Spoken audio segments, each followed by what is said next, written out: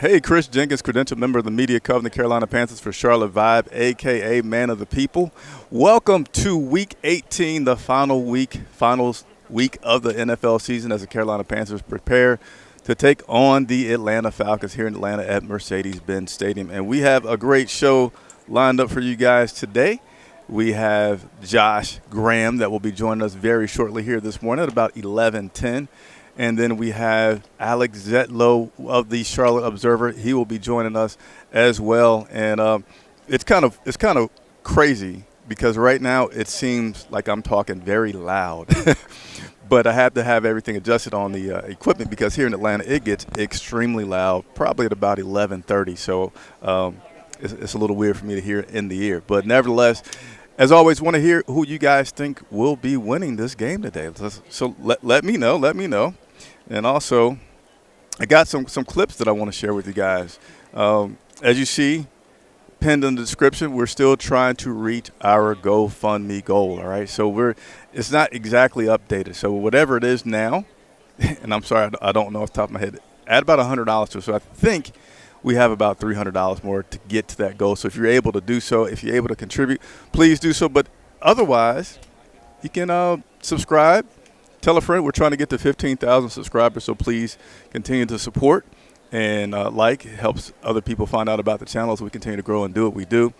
And let's go ahead and let me tell you guys, I got back to my one-on-one interviews, and that was something that you all had said, hey, we haven't seen these interviews. So I think it was about 6 weeks ago or so that I started doing the one-on-one interviews again. And I got a great one for you this week. They've all been really good. JJ Jansen, Mr. Cart Talk, he and I sat down just the other day and talked. And let me play a snippet for those who have not seen that clip of me and JJ. I'm going to do a good self-scout, Cart Talk. Whenever I was told, hey, JJ, Cart Talk, T-shirts. Yeah. Is there something going on with So we're working. People are coming to me. Oh, wow. That's good.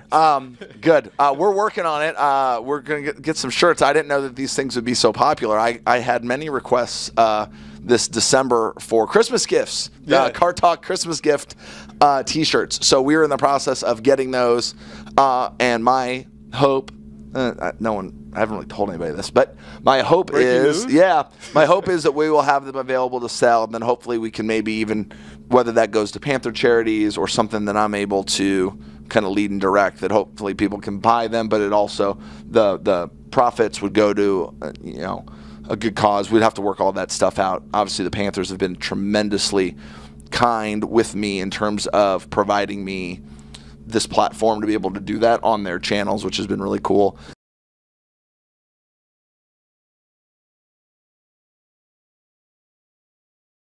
All right. So there you have the J.J. Jansen little excerpt right there. That's J.J. talking about the Cart Talk shirt. You guys asked me, hey, ask J.J. about the shirt. So there you have it. Breaking news. He shared with me the Cart Talk shirt. The Cart Talk. I can't talk this morning. The shirt for his show, and said that he's trying to get those out. So, and it was a great conversation. We also talked about faith. A lot of good stuff. He talked about faith in his locker room and how everybody has a role in it. Well, not everybody has a role, but there's some guys that have their role in it. He talked about Dave Canales and his views on him, talked about how much longer he wants to play in his career, all that good stuff. So if you haven't had a chance to check out that interview, I encourage you to do so. There is a link in the description for you to check that out. So continuing on, this matchup today, again, Carolina Panthers and Atlanta Falcons are playing today. Carolina, there's nothing at stake except for to keep playing, as Dave Canales says, play each week like it is a championship week. So they're going to be trying to compete. They have Miles Sanders. We'll see if he's active today, but they did put him in a position that he's on the roster, that he can be active today. But the Falcons, they have a lot to play for today. They have a playoff spot. The NFC South is still technically up for grabs, as it's between the Tampa Bay Buccaneers and the Atlanta Falcons. So it's kind of easy. Atlanta needs to win today, and they need Tampa to lose. If that happens, then Atlanta will make it. However, it's really even more simple for the Tampa Bay Buccaneers. All they need to do is win today. I believe they play the Saints, and they will be the NFC South champs. I believe it's like for the 4th year in a row. So, man, that is,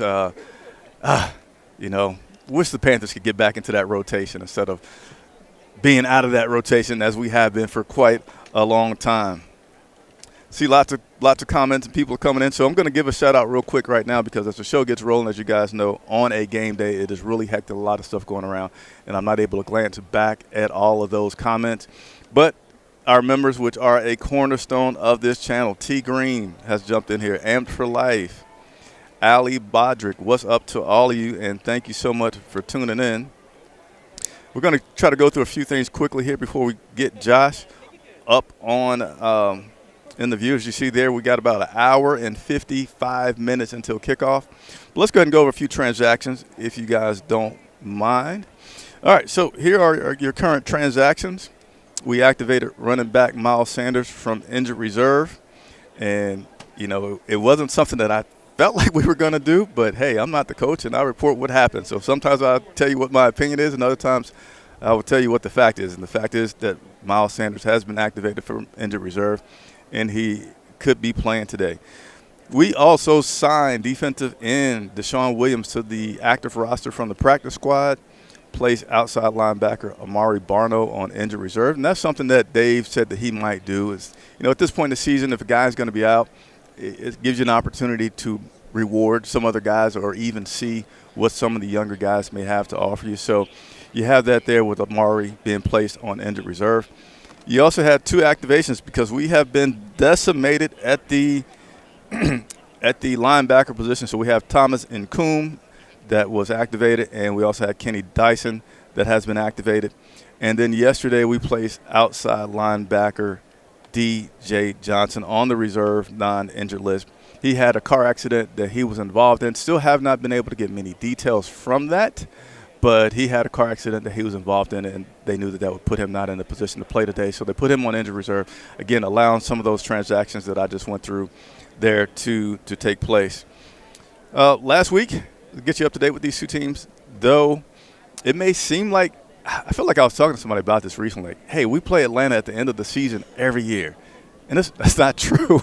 Actually, we played them the very first game last year, and this year is the last. But we haven't played Atlanta for the last game of the season since 2017. I guess some of us may remember when the Panthers had that streak of being NFC South champs, how we would come down. It might not be the last game of the season, but it would be pretty close to the tail end of the season. But, you know, here we are, January 5th. I'm not mad that we're in Atlanta. It's nice and condition here, so it's not too cold out here. But Panthers enter Week 18, 4-12 after that thumping down in Tampa 48-14 loss. Looking to rebound today against this Falcons team. Again, we got a depleted roster, but we got to make it do what it do. And the Falcons, fresh off a 30-24 loss to the Washington Commanders, they come into this matchup with an 8-8 record. Again, having the opportunity to make the playoffs with a little bit of help. This will be the 60th matchup between these 2 teams, and I'm going to give you guys a moment to guess at what that may be. And also, I'm going to step away from them because I am about to bring Josh Graham on, but I don't have all my earpiece to hear him. So I'm going to let you guys get a view of this for a quick second, live TV, one-man show type stuff here, and then I'll come back in just 1 second.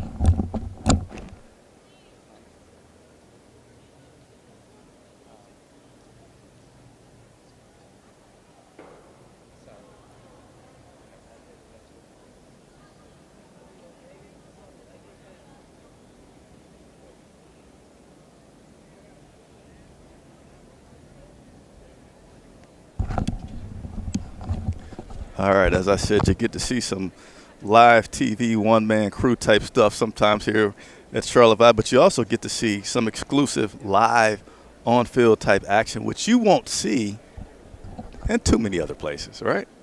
All right, so let me make sure I got everything in place here because Josh is a very important man. Got to make sure I give him the proper introduction. We're going to have Josh Graham, host of The Drive with Josh Graham, which you can view on YouTube or on WJS.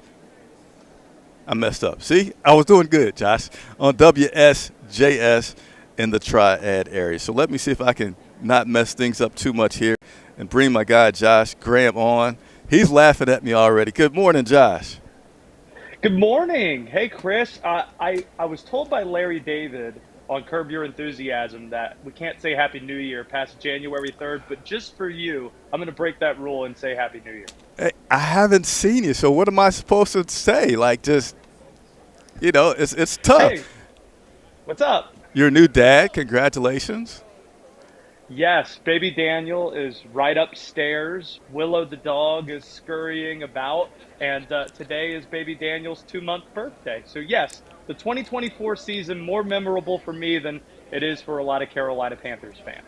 Hey, and real quick, personally, I want to say thank you for the time considering the newborn baby and being at home today, that you took the time to be with us here today. By the way, for everybody that's going to love this talk with Josh, there's a link in the description to follow him on Twitter as well to help you easily follow along with this gentleman.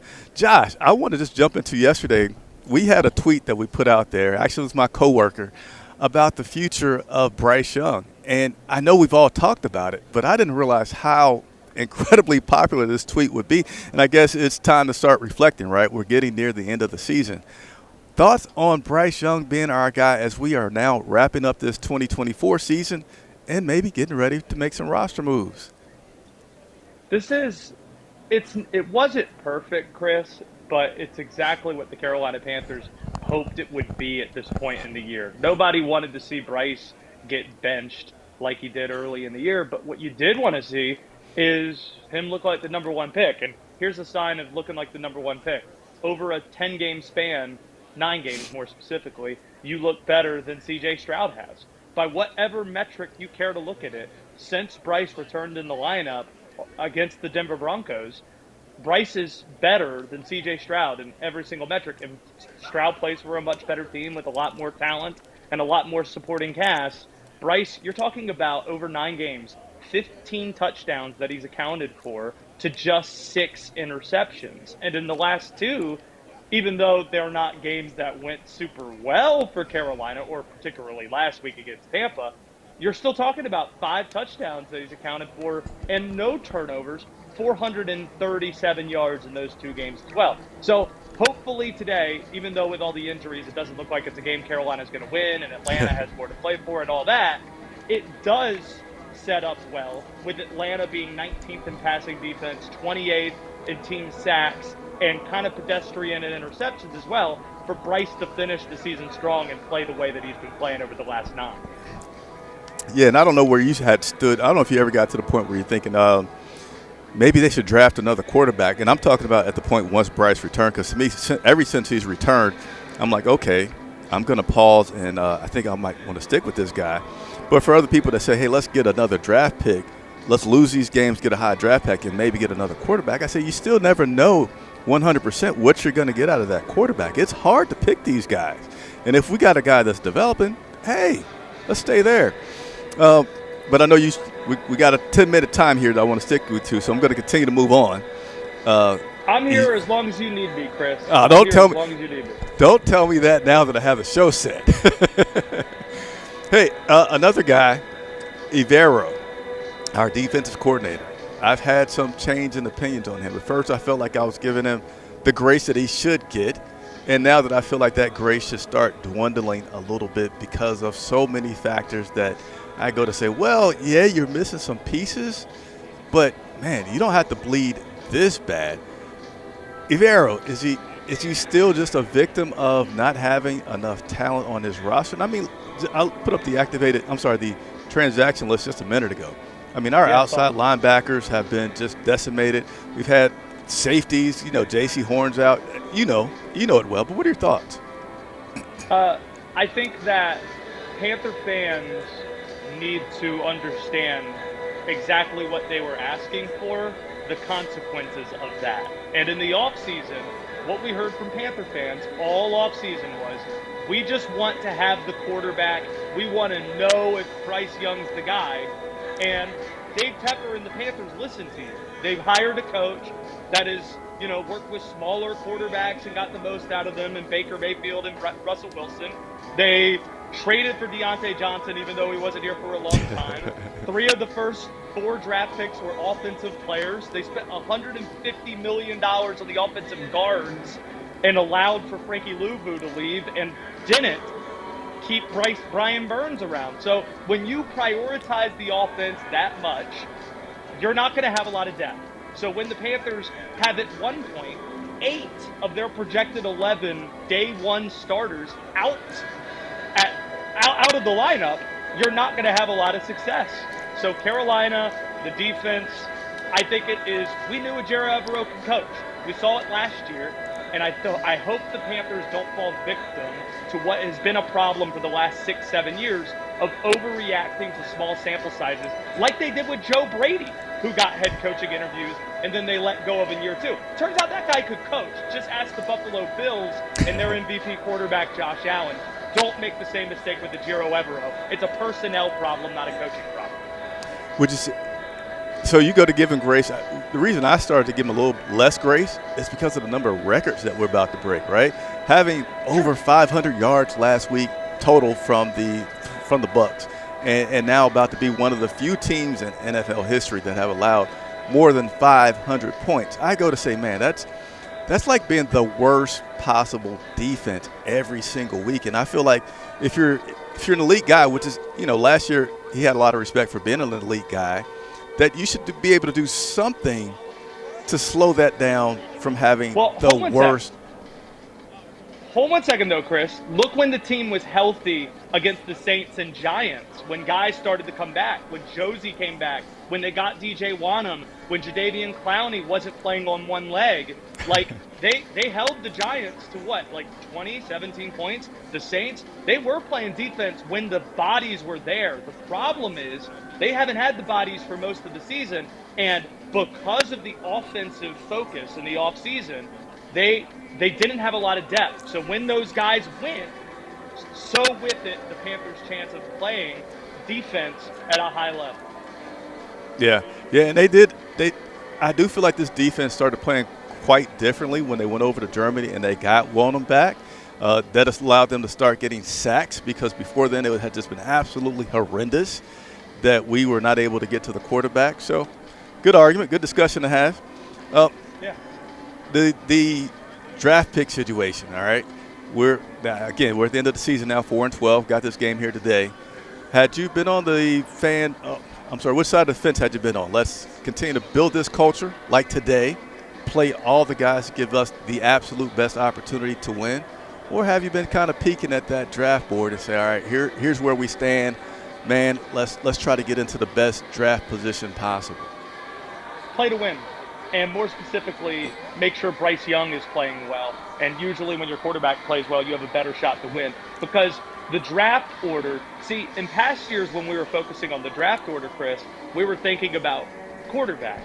And I think when you're not looking for a quarterback, the draft order, whether you're picking 1, 4, 7, or 9, doesn't matter as much as it would given the premium position that you're talking about there. But since Carolina has some needs on defense, and this seems to be a stronger defensive draft, whether you're picking 1 and there's Travis Hunter, or middle of the first 10 and it's Abdul Carter there, or Mason Graham from Michigan in the middle of that D-line, like there are some guys, and there are going to be other teams that are reaching on quarterbacks. Fortunately, Carolina's not in the position where they need to be that team reaching anymore.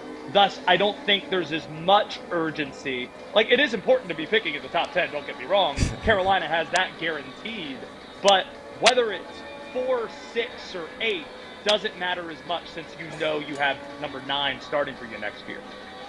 And Josh, I know you can put a lot of variables to kind of shape this question, so I'm just going to put a few in there, right?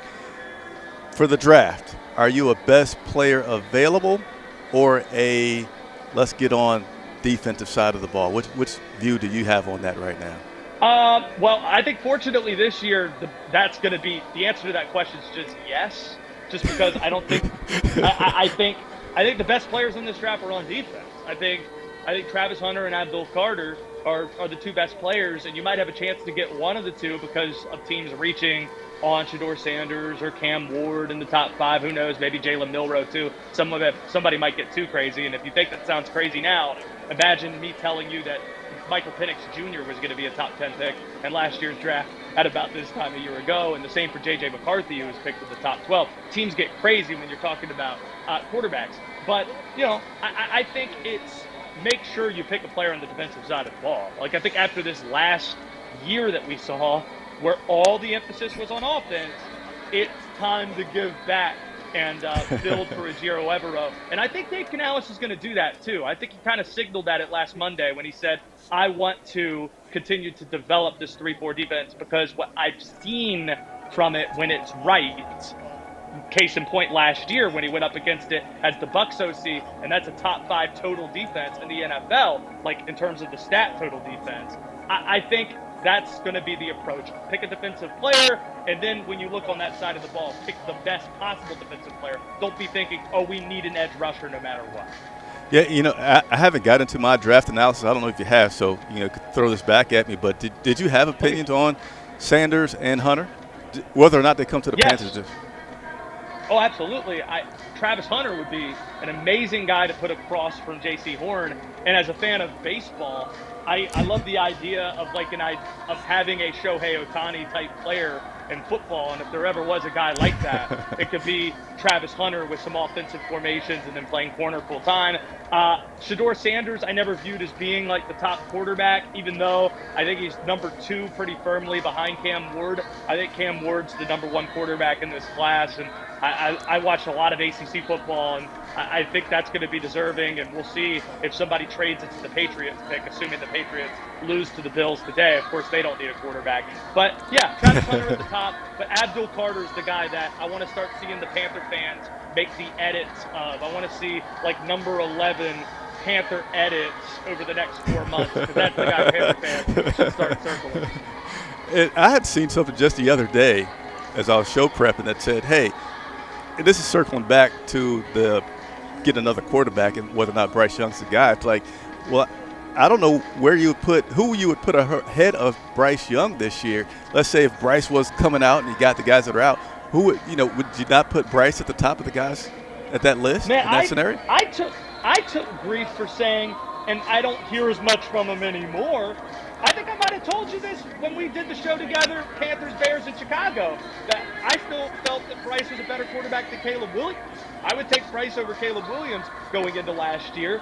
And I'd take Bryce over any of the quarterbacks that came out last year, even over Jaden Daniels, who I think was put into a great situation. The only quarterback I wouldn't say for sure that Bryce was better than going into last year's draft and this year as well, not overreacted to just the rookie season, was C.J. Stroud. I always view those two as being very similar, and I love both those guys, and I think they're both going to be really good quarterbacks. Drake's shown some things with the Tar Heels this year, with the Patriots this year from North Carolina, and we'll see what happens with Jaden Daniels and Caleb Williams, but goodness, the Panthers are in a much better spot with the quarterback they have than if they were trying to roll the dice on either Cam Ward or Shedeur Sanders. I feel that confident. Okay. Hey, I'm going to toss you a wide net here on this final question before I let you get back to the kids and the wife.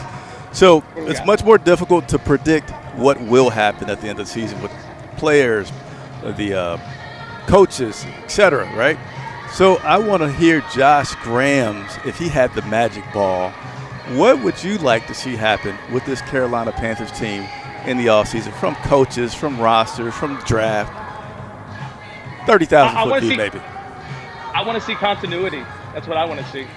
Chris, only 2 times since 2017 have the Panthers brought back head coach, OC, and DC. Say that again? The following season.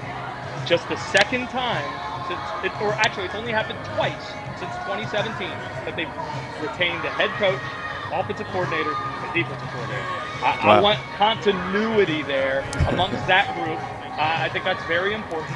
And obviously having the quarterback, too, is a big deal. So you have your core infrastructure in place. When you talk about a common thread between what's made the Panthers such a tough watch since 2018, it's this constant turnover that we've seen, whether it's a head coach or an OC or a DC or the quarterback. The Panthers having continuity in those areas is what I'm wanting to see. Nothing too flashy, nothing too sexy in that regard. And then defensively, figuring out an edge rusher, getting J.C. Horn signed long-term like you did with Derek Brown last offseason. That's going to be the big talking point over the next couple of months. And in the draft, as we just talked about, finding a defensive player, because when you pick in the top 10, Chris Jenkins, you should be getting Hall of Fame talent at that spot. Wow. Consider what Marty Herney did with his 5 top 10 draft picks. Here were the names of the 5 top 10 draft picks he ever had in his time of GM. Their names were, and there are no omissions. These are the 5. No, okay. Julius Peppers, Jordan Gross, Cam Newton, Luke Kuechly, Christian McCaffrey. That's the list, and that's the type of guys you should be getting. That's the precedent you should be setting with your top 10 picks. It's what we wanted to see out of Ike Ekwonu and haven't seen yet. J.C. Horn became that this year, being healthy, a Pro Bowl caliber player. That's what you're hoping to get with your top 10 picks, Hall of Fame caliber talent. Well, since you offered me a lot of time, and we're over the time, I got to ask you with that comment that you just mentioned there. So where do you stand on Dan Morgan? Because you mentioned Marty Hurney, those guys that he's been picking. Where do you stand? He did a fabulous job this year. Fabulous.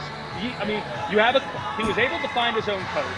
David Tepper, credit to him. I know it's not popular to say this, but letting Dan Morgan hire his guy. Dave Tepper gets this perception of always having his hands on things.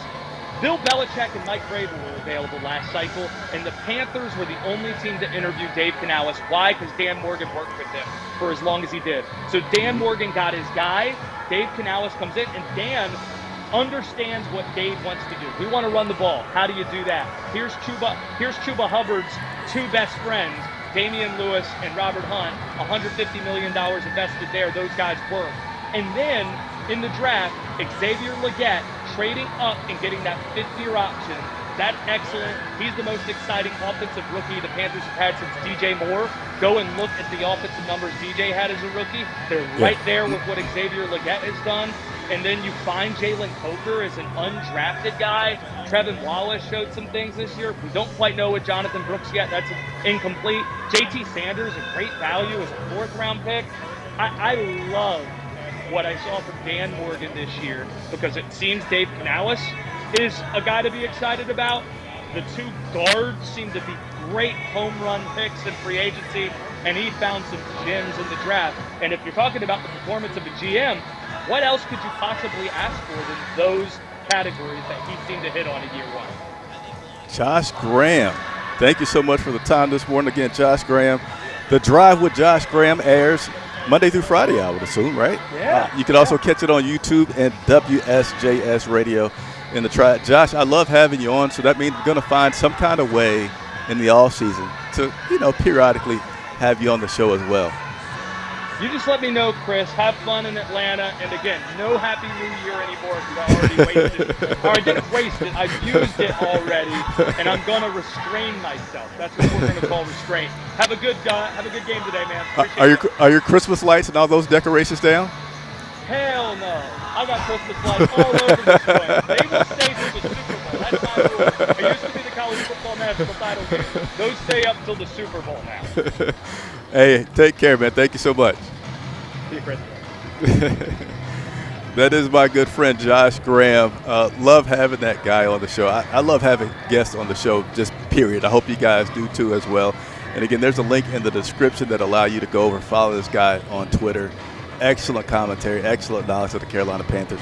And very shortly here, we're going to have my guy, Alex Zetlow from the Charlotte Observer, join us, giving us his great insight as well. I'm going to just check in here with the comments, see how we're all doing.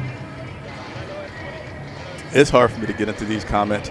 And again, if you guys are able to help us with our GoFundMe, I'm going to put the link out there in the description. That would be great for you guys to do. I know very shortly we should have the inactives coming out, but I just put it out there on the list for you guys to be able to contribute if you're able to. And so just now I'm going to go ahead and bring in our guest host, Alex Zetlow from the Charlotte Observer. He's going to come in here. He's going to get adjusted, and I'm going to get adjusted a little bit as well. So we almost got the camera perfect, but I'm going to adjust that camera just a little bit. And Alex, how you doing today, sir? Oh, cannot complain. Thanks for having me here, man. I will say it's a little chillier inside the dome than outside the dome. I guess that's a product of Atlanta weather, and that's why I'm wearing this jacket. Well, it's not solely why I'm wearing this jacket, because I love this jacket. This has become my game day jacket, honestly. But I'm glad that you are wearing the jacket, and I'm glad that you said it's cooler in here, because why? I got on my hand warmers. Right. Yeah. Well, that might be your thing, bro. That kind of looks official. Well, here's the thing. You can see here. Look, they're wrinkling up my hands, right? My hands have such poor circulation. Anytime there's a breeze, they get cold and they stay cold. Oh goodness. So that's why it's like, no, my body is fine, but my hands. So what you're saying is, what you're advocating for is that just as players warm up before the game, we need to have like a media warm up.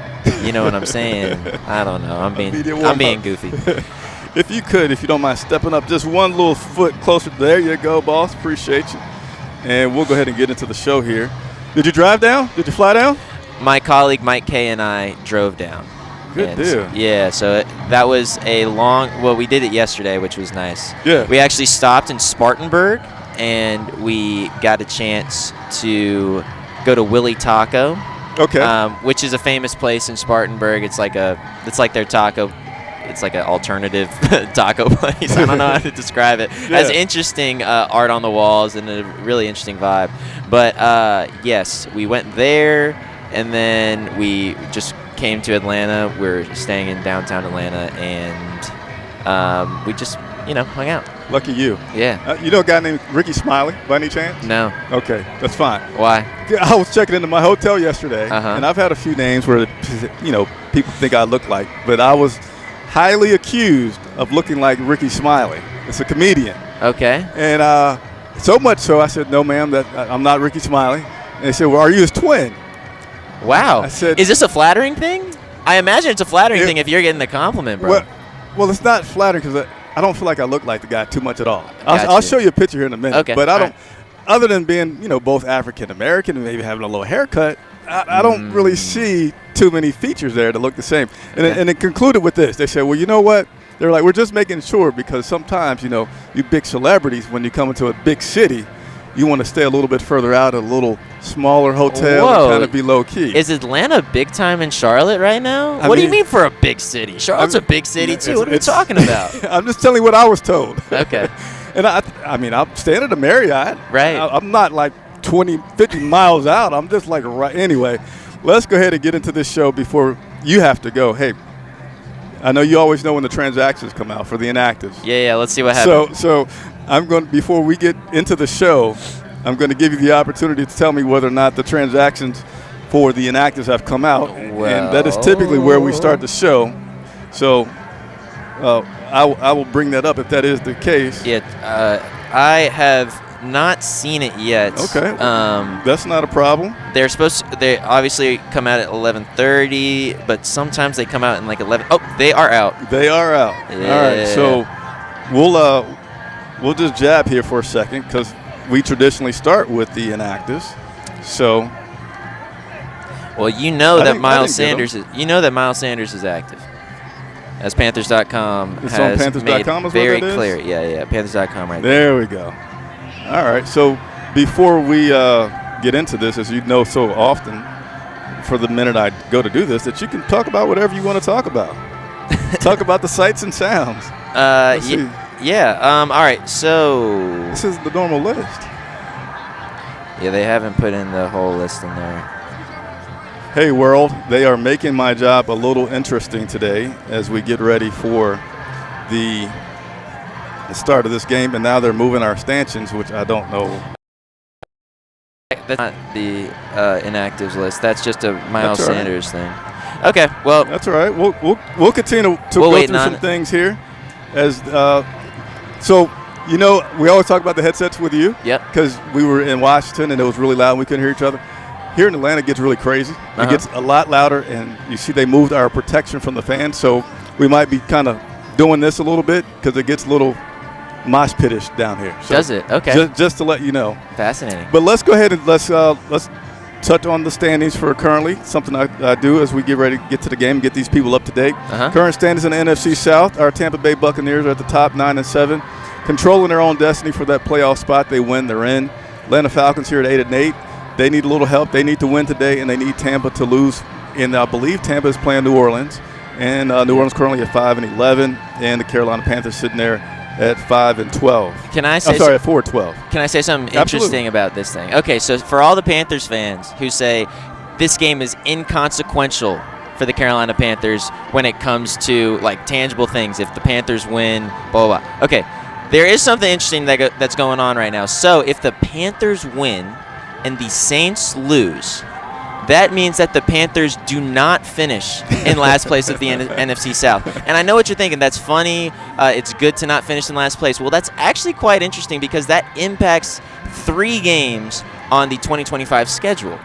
That means that instead of the Panthers playing the Titans next year, the Panthers play the Jaguars. Instead of playing the Chicago Bears next year, the Panthers play the Packers because the Packers are somehow third in their division because of how like stacked that division is with the Lions and the Packers and the the Vikings and whatever. So those are 2 big games. And then if the Panthers win and the Saints lose and they finish third in the division, they also play the Cowboys, which is interesting, instead of the New York Giants. So, Chris, I say all that to say, you said some good stuff. I say all that to say, like, this game is not inconsequential for the Panthers. In fact, I think the earnest fan and the prudent fan would understand would at least, like, sort of understand the stakes of, like, and how it might be preferential for the Panthers to not win this game, or for at least the Saints to win and the Panthers to win as well. You know what I'm saying? Yeah.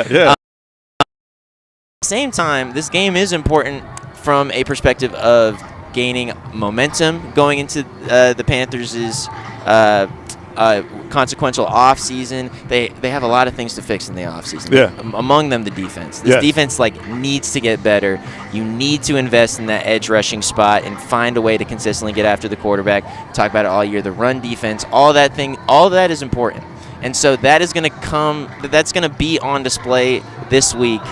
And that's really where the real consequence is, besides those 3 games in 2025, which I know intimately because I just wrote a story about it. Okay, and we're going to get talking more about the future of this team. Okay, and get your opinions on that. So I'm glad that you're loaded up. Yeah, I'm loaded, and we can go through some of that good stuff. Yeah, I'm going to keep peeking to see. In Tana, we'll keep peeking to see when those inactives come out because they should be out here at any second here. Cool. And also, what we do is let's look at the stats for this offense and the defense that we're playing today. So here we're looking at the offensive stats for both the Carolina Panthers and the Atlanta Falcons. This list here has been something that I've said in recent weeks has been a little skewed because of how slowly we started off the season, and it's now come back to being something that's, it's not indicative of the recent play. Yeah. But then we've now recently slid backwards. Yeah, that's how it goes. Right? Yeah. So I think, 3 of the last 4 games maybe we've not put up 17 points. Something like that, yeah. So it's now still indicative of what it's been like. So, but nevertheless, just touching on these, Carolina Panthers offense, 31st in total net yards. Where are we good at? Sacks allowed. We still have been protecting Bryce pretty good. I've been enjoying seeing Bryce be mobile and moving around. But overall, our rushing yards per attempt has been our strong point. We don't have Chuba Hubbard. We're going to probably have Miles Sanders out there. We're going to come back to talking about Miles being out there today and what we could expect from him. And then we'll touch on the other side here, the Atlanta Falcons. They're very good, balanced offense. They're deceptively balanced, aren't they? Yeah. And, they're deceptively productive as well. Of course, the offense does look a lot different than it did 3 weeks ago with Michael Penix at the quarterback spot. He's much more mobile than Kirk Cousins was. I'm not well versed enough to know what the future holds in the future for Kirk Cousins. Right. Because what do? You got this massive contract that you're sitting on. You are in the twilight of your career. This was supposed to be your forever home, your final destination. So I don't really know what's in store for the Falcons in the future. However, I will say this, it was quite bold of Raheem Morris to make this move while they're still in a playoff chase. Didn't you find that fascinating? Yeah, absolutely. I was just like, man, that took some chutzpah. That took some strong self-confidence. Yes. Right? Which he has displayed. So let's go ahead and touch on the defensive side for both of these ball clubs out here. So here we go. On the defensive side, and for some reason my audience knows this, Alex, whenever I get on, it's like my voice just goes and I'm clearing my throat constantly. I don't know why, but we're good so far today. We might have to get you security on that side as well for these fans. But I warned you, So we're in good shape. Look, there we go. We got security. Hold on. I wish. So again, this show is kind of casual. We have fun. I didn't know you had security out here, man. That's why you're not. You didn't know that I did? Yes. You should. I should look. You got this known. lady doing all kinds of stuff. I mean, I wish we had VJ here to pan and give you guys his view. Well, no, I understand that you don't think I'm a very important person, but and maybe in Atlanta I'm not, but we're in Atlanta. You have your personal security going on. Yeah. Carolina Panthers defense, and we're going to talk about Mr. Evero here. A lot of these. How many teams are there in the NFL? 32. Yeah, I thought so because I just want to confirm because we are 32nd in 1, 2, 3, 4, 5 categories. Yep. 1, 2, 3, 4, 5 categories. I'm going to go ahead and just get out of order here for a quick second. Okay. Evero, what are you doing here, sir? Is he a victim? And I just had Josh Graham on. We just talked about this. Is he more of a victim of the lack of resources, injuries, severely being depleted? Or I have started to recently give him a little less grace, saying, all right, I get it. You have been decimated by injuries. I mean, we had the transactions from the other day, Amari Barno going out, DJ Johnson going out, even though some of these guys are a little hybrid. And we're bringing up guys from the practice squad every single week. You know, you could say we've been bringing up 4th, 5th string guys in that linebacker position. Mm-hmm. We got cornerback. We could go through that list. Mm-hmm. But I go to say, man, I feel like we could have a bad game here and there defensively, perform poorly. But I feel like, man, now at week 18 and to be on the cusp of I'm sure we're going to allow over 500 points. I think they only need 4 points today to reach 500. Yep. Last week having over 500 yards allowed, just getting brutally beat down. Yeah. I'll toss it to you. You know where I'm going. Well, I think I know where you're going, and I think the question that you're asking is Evero retained? Is that ultimately what you're asking? Should he be retained? Should he be part of our future? How much of the blame do we put on the lack of resources? My answer hasn't changed from week to week to week, which I know is frustrating, but I think he will be back. Okay. I think Evero will be back, just based on my understanding. I also think that Dave loves him. This is the scheme that he knows how difficult the scheme is to go up against. Yeah. I mean, when you have the right players in place, when you have the right tools. Is there a very legit criticism to the fact that Evero hasn't adjusted his personnel to his game plan? Yeah, sure. But also, can we stick on that? Because that's also what I really want to get at. Was like, should he be doing more? Should he have been trying more? Or should we say, yeah, this is really where he could be based on that? Because I go to feel like if you're that good, and he's been really well respected, and I have been really well respected, I just go to say, man, I still have faith in you as a coordinator, but I feel like he should have gave me something better than this. Well, I mean, one issue that has been the same through the past 2 years is with Evero running things is their inability to turn the ball over, to get the opponent to turn the ball over. And when you can't do that, you really can't find a way to turn games on their heads, so to speak. Mm-hmm. That's really what it comes down to. So then you need to be really stout. You need to win the battle between the 30-yard lines, or I guess now the 40-yard lines, because these kickers are so good now. Like you need to, and that just kind of like shrinks your margin for error. And and then if you can't get after the quarterback, that shrinks the margin for error even more.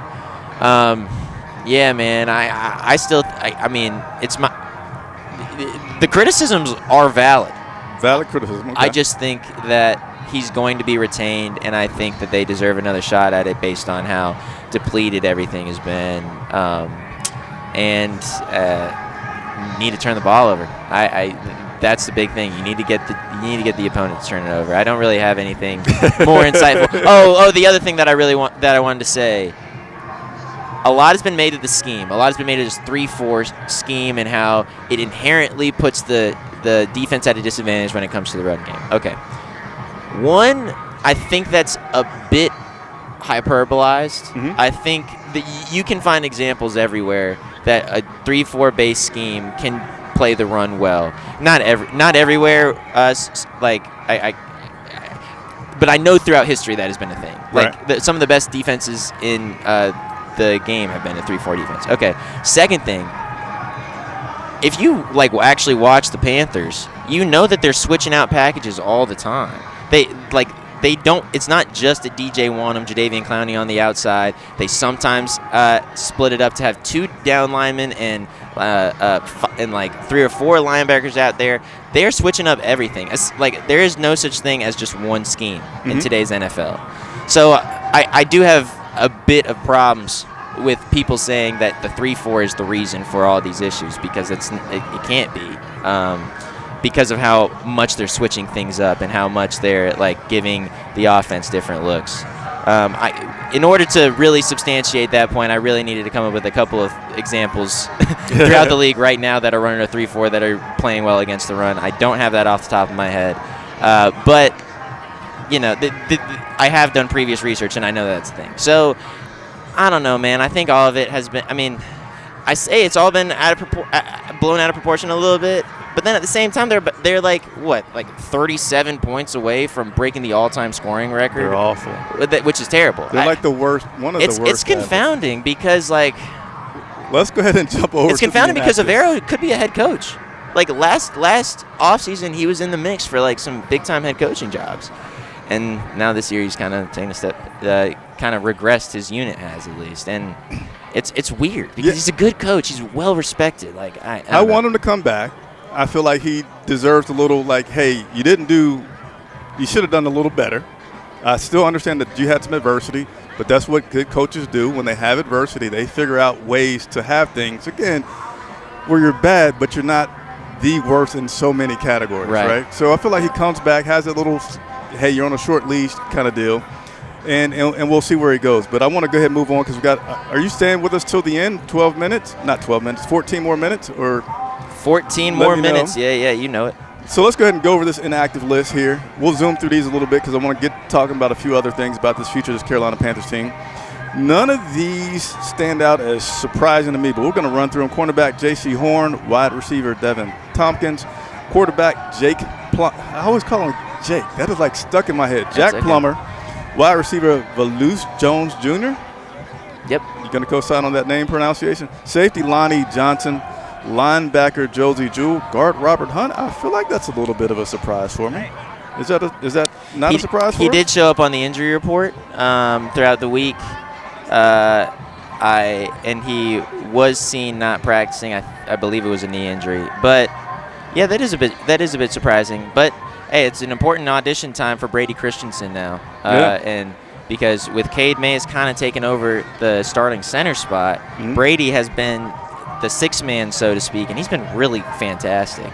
He's graded well. At least the grades have shown that he's graded out really well. He hasn't had many penalties, and so he's a reliable guy. And he's a free agent next year. Well, he's a free agent come March. So this could be an audition tape for him if the Panthers elect not to re-sign him. So. Yeah, let me tell you guys, with those guys that are out, so with J.C. Horn out, you're going to have a Caleb Evans that'll be in there for him. With you're going to have Fuller that's going in there with Fuller. Goodness gracious, what does this say here? We'll just go backwards. We'll just go back up here to the top. With Miles Sanders, he's going to start. And Chandler Zavala will start in place of Robert Hunt. Chandler Wooten will start in place of Josie Jewell. Again, a Caleb Evans will start for J.C. Horn. And Jordan Fuller will start for Damani Richardson. So hopefully that makes sense. You guys are now up to date with that bit right there. And this game today, let's talk about the possibilities of the Carolina Panthers winning. I don't know if they're going to win or not. I feel like it's an uphill battle. Before last week, I felt strongly that this team, even though I didn't have all the answers in my head, they've been finding ways to be competitive. Outside of that Cowboys game, but then last week with the Bucs, I'm like, okay, well, maybe long season, we're kind of out of all the tricks, right? But I feel like, and we're going to talk about the future of Dave Canales as well, for us to have a good game today, you got to try to take away that time of possession. You know, last week in Tampa, it was horrendous. 40 minutes approximately to Tampa, 20 minutes for the Carolina Panthers. I feel like Dave, he's growing. I'm certainly on the Dave Canales fan club, bandwagon, whatever you want to say for that. I like Dave. And I feel like for him to stick to that run game, be as stubborn with that run game as he wants to be, that we need to score first. Like if we don't score first, no matter if the game's close or not, I feel like he's going to deviate more from that run first kind of mentality. So that's my key to the game today is I need for the Carolina Panthers to somehow find a way to score first, either on that opening drive, which they have not been that bad at. I think Dave Canales' scripted plays have been pretty darn good this year, right? Oh, yeah. It's just like if we don't get the ball first, and Atlanta does, I need my man Ivero to have this defense coached up to where something happens where the Falcons don't score first. What's your takes on, if you could say one big key for us to have an opportunity today for victory? Well, I will say your idea that the Panthers need to score first, that goes against what Dave Canales has done every time he's won the coin toss. And he's won the coin toss a lot. He's always deferred. Yeah. So that's fascinating. That's an interesting idea. But he's still been able to score first. We have had sometimes, yes, right. yes. And But with this defense banged up as it is, that might be difficult. I mean, it looked for a second the score was going to be like 55-55 against the Bucs, and then first quarter and a half, and then everything kind of fell apart. If there is one key to the game, I don't want to be too overbroad and say that the Falcons' run game can't be too crazy. Let's do. Can I do? This is about the Panthers winning, or can it just be what I want to see? You're the man. Whatever you want to say on the show. I want to see Bryce Young put together a final really good game, and I think he's shown flashes of this Bama Bryce creative superstar kind of guy. Yeah. I really think that he has throughout the season. There was a blip against the Cowboys with his 4-turnover game, and which wasn't good. But even then, you could like not to rely too much on my gut. I promise you, I do am a real reporter and I use stats. But and I know I'm just kind of talking off the cuff today. But this season, last year, when he would drop back to pass, I didn't necessarily think that would be a positive play. This year, every time he drops back to pass, not only do I think it could be a positive play, I think he's going deep.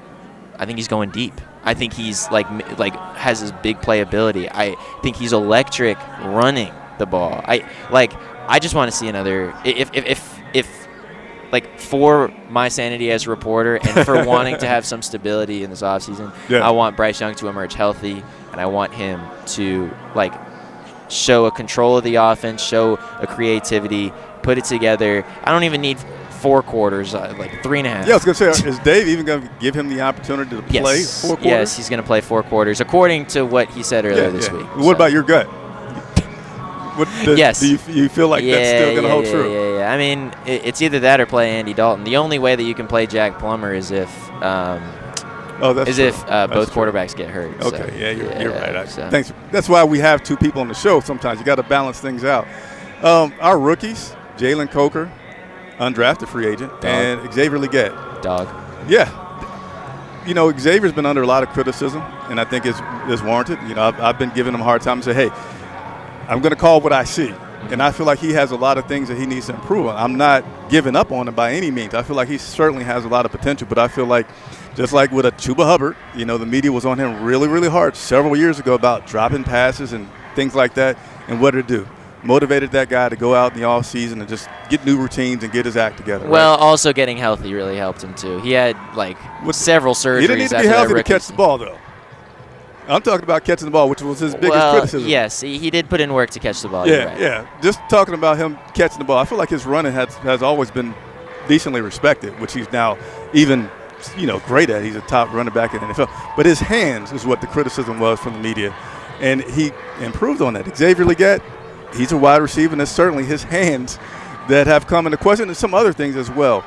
I feel like a point of that, some of that could be attributed to, are we forgetting fans and media? Let's let these guys know there's this thing called the rookie wall that a lot of guys could face, right? Mm-hmm. And this is now, it used to be 17, it's now 18 weeks, right? And a few weeks ago when Xavier was hurt, he said, man, I just need to continue to take good care of my body.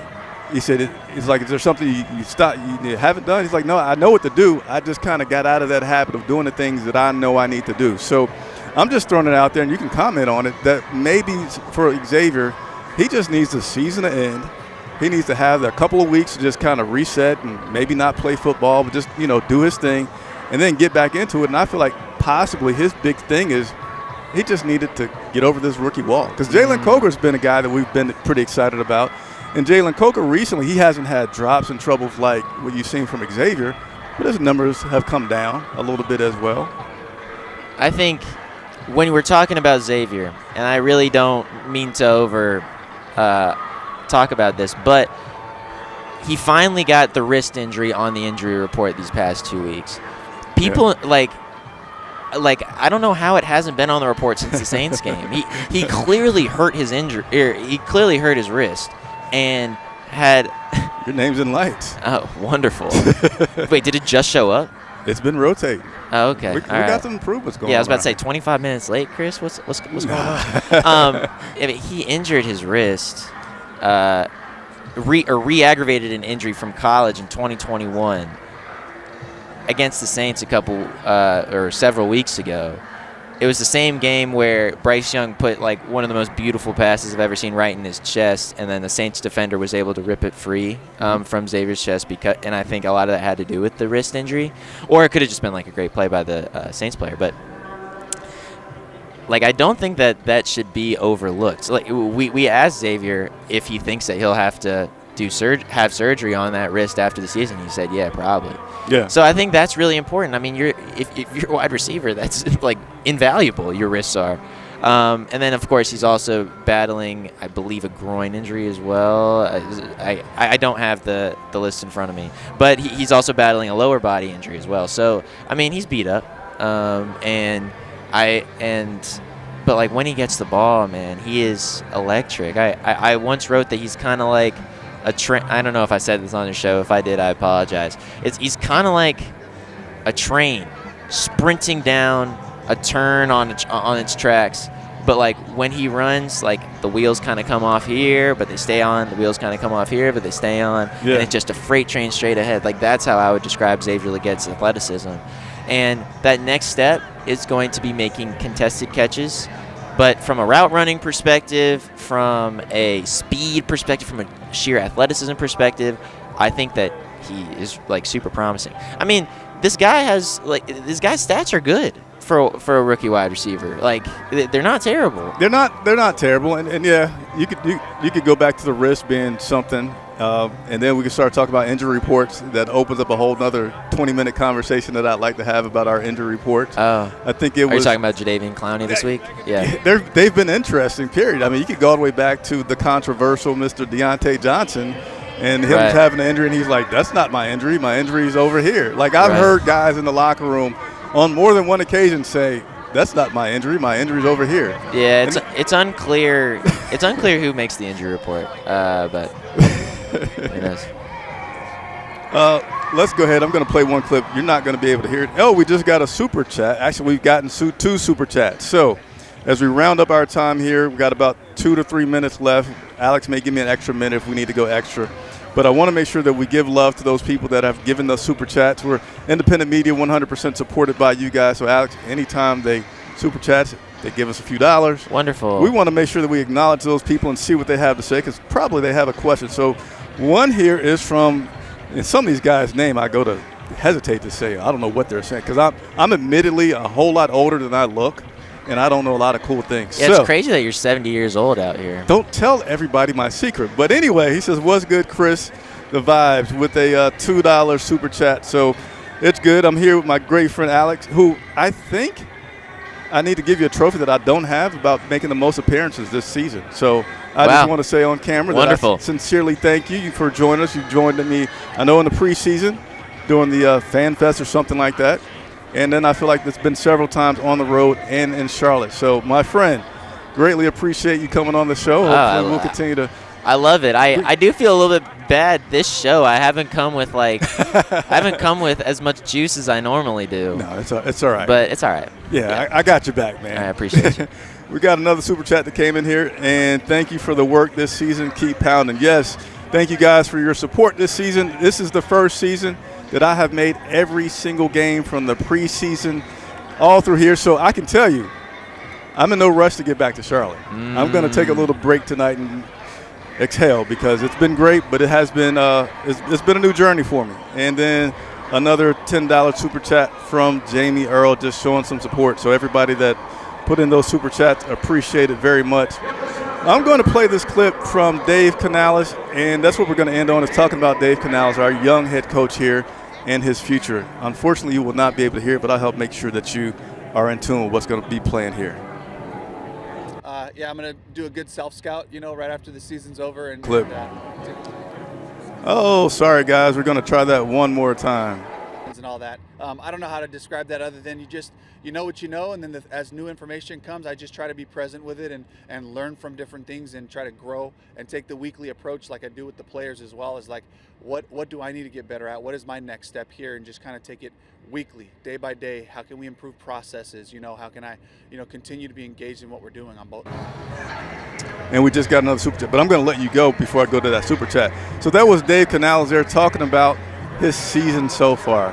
Alex, before you go, thoughts on Dave Canales? What have you seen him improve upon? What does he need to work on? Just overall. It's been a journey. Could you imagine, like, everything that's happened this season? After week 2, Panthers being 0-2, like the scoring margin was like 73-13. Then Bryce comes in, or then Dave comes in on a Monday and says, "Hey, we're benching our number one overall pick from 2023, and we're going with Andy Dalton." Yeah. Andy Dalton comes in, and he becomes this guy who just represents so much possibility for the Panthers all of a sudden, because they just crush a Las Vegas Raiders team that beat the Baltimore Ravens. Yeah. What the heck was going on? Also, the Saints were good. They were like 2-0 and dominant, and they like competed with a really good Eagles team the week after. It was all weird the first 3 weeks. Yeah. And then Dalton loses 5 straight.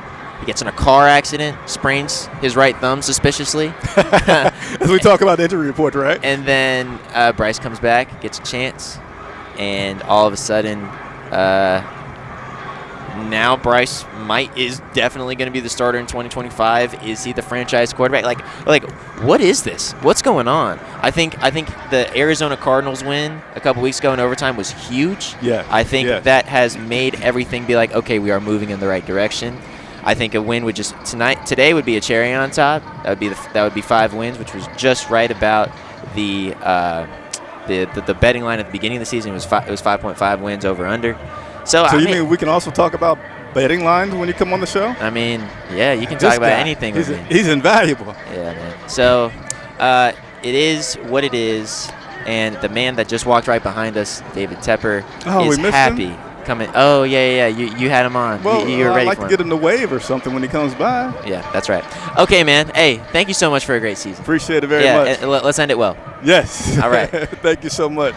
So that's Alex Zetlow, again, of the Charlotte Observer. Thanks him so much for coming on, as he does for me many times this season. We are going to be wrapping it up here, and I did miss David Tepper walking by there, so I'm going to try to see if I can get him back on the camera before I get off of here. But also got another super chat that came in from my man, Kool-Aid Sippin'. Great work, my man. Keep it up. Hey, thank you guys so much for your support of the channel. We're going to continue to do what we do. So at this point, I am going to go upstairs, get into the press box, and start to report. If you have not joined us over on Twitter, please encourage you to go over to Twitter, where you'll get updates from us during the game. And even more exciting, you get an exclusive thing that Charlotte Vibe is able to do, which is we provide in-game pictures. So if there's any great events that are happening, and unfortunately if there's bad, but we're going to capture all the moments that are happening today. Our photographer, Patrick Snyder's out here on the field today making sure that we get those images, and we put images up during the game of the game. That's something that you just do not get anywhere else, period. So I hope that you guys will check that out. Also, as injuries may occur during the game, being in the press box, we get to get that information firsthand, so we'll get that out. And then approximately 1 hour after the game, I'll be back down here on the field, hopefully reporting of good things, but I'm going to be reporting on whatever has happened from the day, and also going through some of the images that have been taken throughout the day. So that is the plan for the day. Press box, Twitter. After the game, come back over here on YouTube, join us, and appreciate all the support from everybody. As you see, now we're just under an hour away from kickoff for the Carolina Panthers and the Atlanta Falcons. David Tepper is still nearby, so I'm going to continue to talk just for a second to see if I can get him to give me a handshake before I got to get out of here and get on upstairs. But Nah, I'm probably not going to get him, guys. I'm going to go ahead and break down. But thank you so much for watching. Chris Superdome from Mercedes-Benz Stadium in Atlanta, Georgia for Charlotte Vibe.